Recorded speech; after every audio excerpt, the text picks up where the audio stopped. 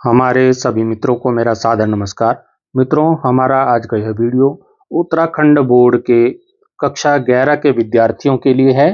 आज के इस वीडियो में हम कक्षा 11 हिंदी की अनिवार्य संस्कृत की पाठ्य पुस्तक संस्कृत निर्झरा से द्वितीय पाठ के अभ्यास प्रश्नोत्तर देखेंगे।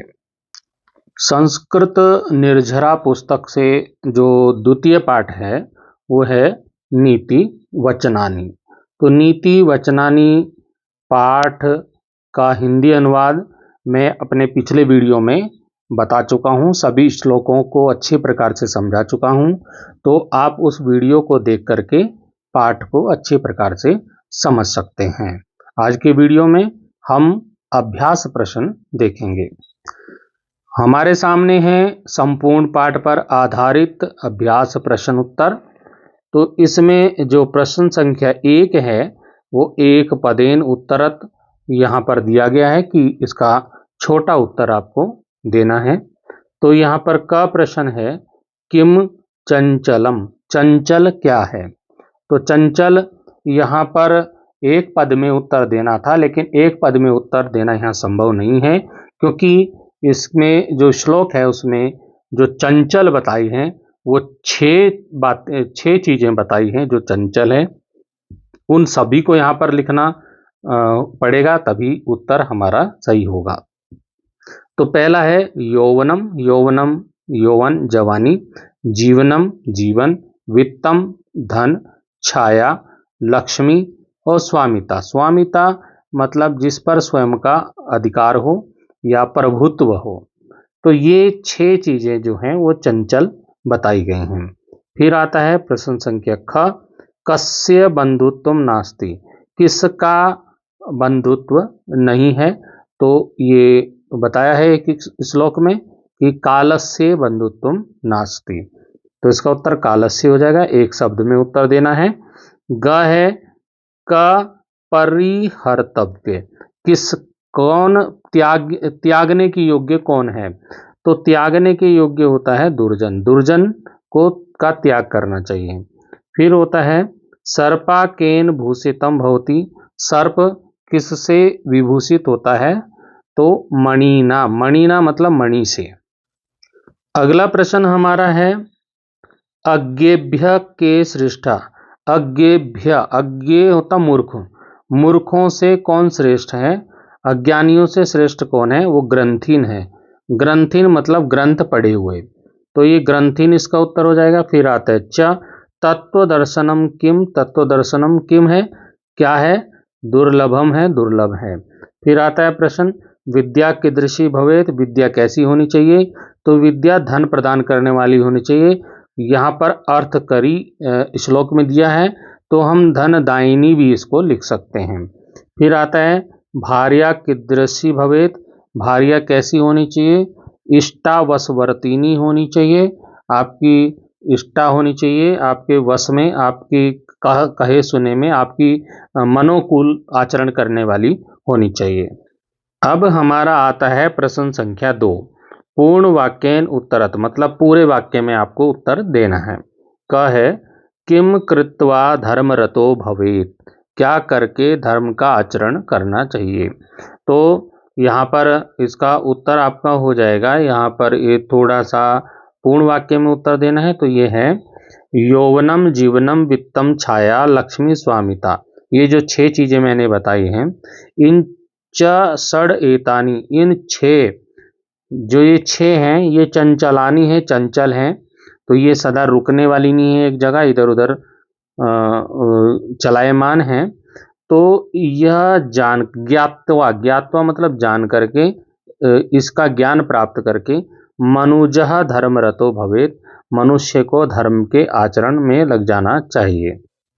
सभी प्रश्नों के उत्तर प्रश्न के सम्मुख ही मैंने दे दिए हैं, तो वहां से आप देख लीजिए। कालस्य किम नास्ति, कालस्य क्या नहीं है, कालस्य का क्या नहीं है। तो कालस्य बंधुत्व नास्ति, ठीक है। फिर है ग दुर्जना कथम परिहर्तव्य, दुर्जन को किस प्रकार से आपको त्याग देना चाहिए।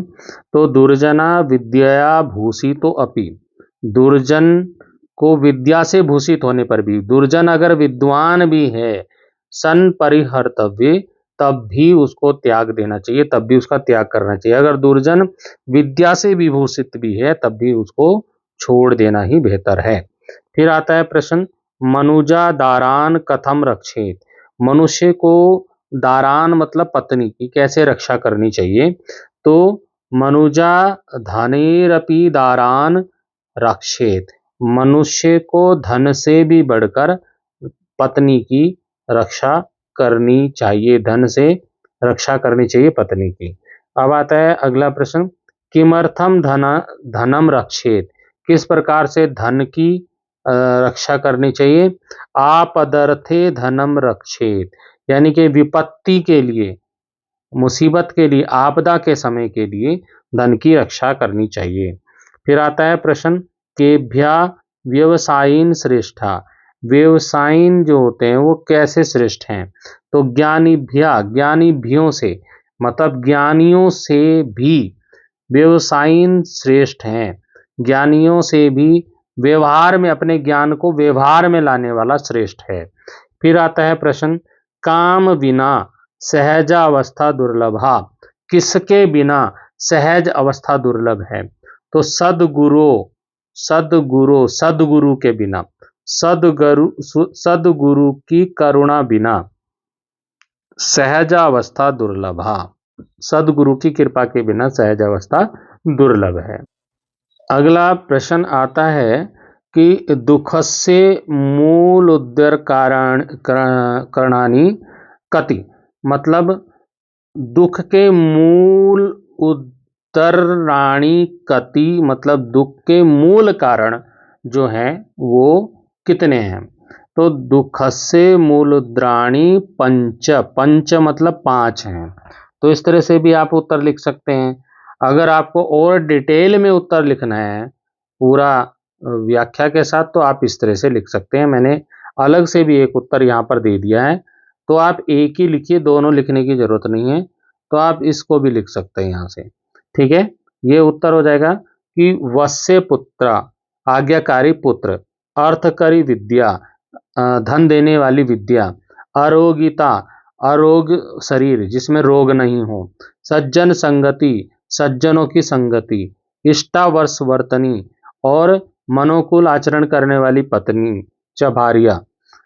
तो ये जो बताए हैं, एतानि दुखस्य, ये दुख के मूलद्राणी पंच भवंती, मतलब 5 होते हैं। तो आज्ञाकारी पुत्र, अर्थकरी विद्या, आरोगिता शरीर, ठीक है, सज्जन संगति और इष्टावशवर्तनी भार्या। तो ये 5 चीजें जो हैं, ये अगर आपके पास हैं तो आपके सारे दुख समाप्त हो जाएंगे। प्रश्न संख्या 3 पर चलते हैं। तीसरा प्रश्न है, निर्देश के अनुसार उत्तर दीजिए। तो इसमें क्या है, सड़े तानी अत्र संधि विच्छेदम कुरुत।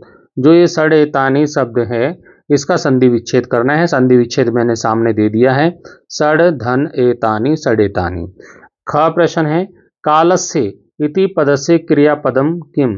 कालस्य जो शब्द है इसका क्रियापद क्या है? तो इसका क्रियापद है नास्ति।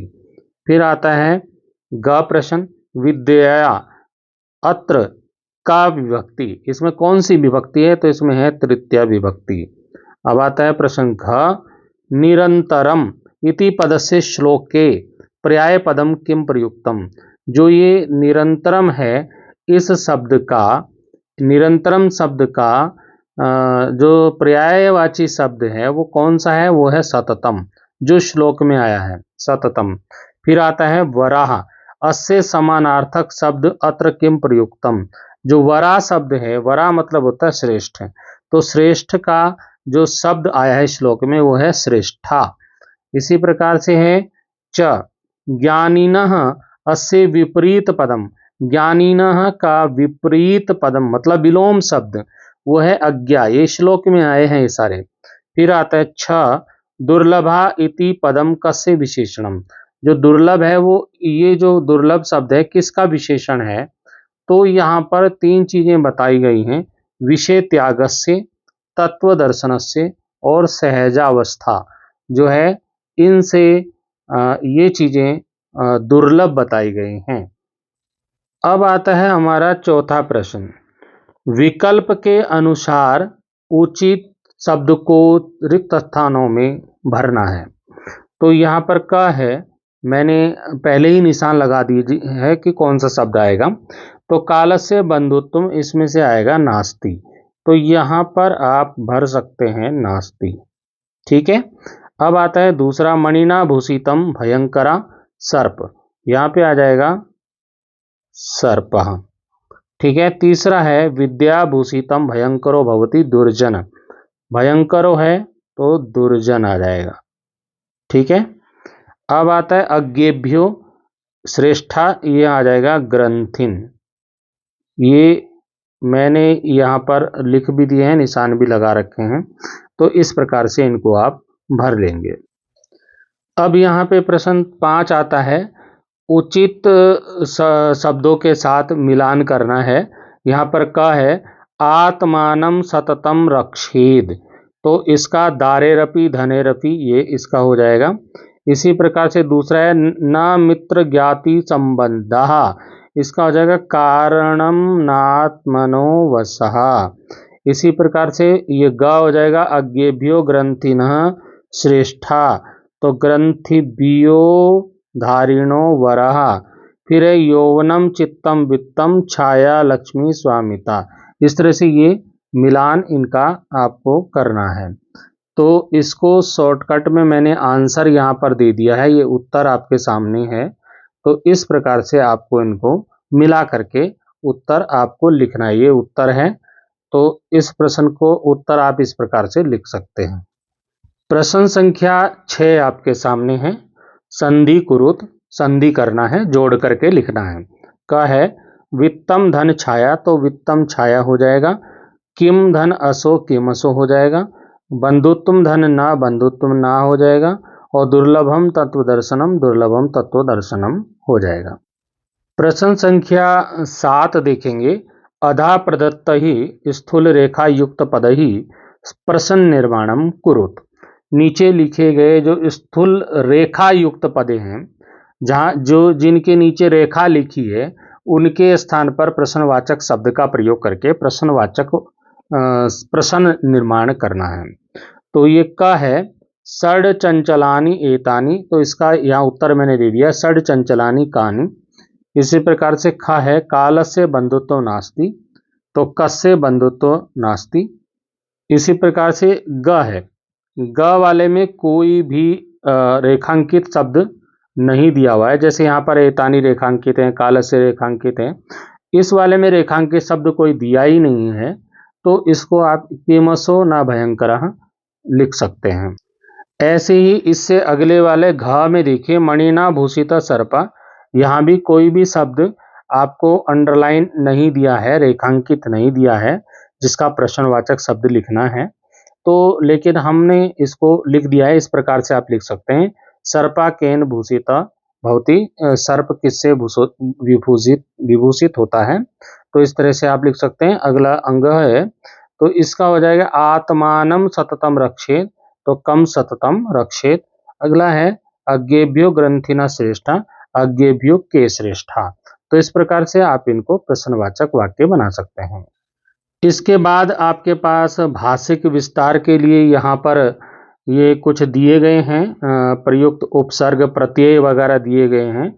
तो इनको भी आप अपनी पुस्तक से देख लीजिएगा और इनको अपनी कॉपी में भी लिख लीजिएगा। इसके बाद यहाँ पर कुछ पर्यायवाची शब्द भी पुस्तक में दिए हुए हैं, इनको भी आप लिख करके याद कीजिएगा, क्योंकि ये भी परीक्षा में पूछे जा सकते हैं।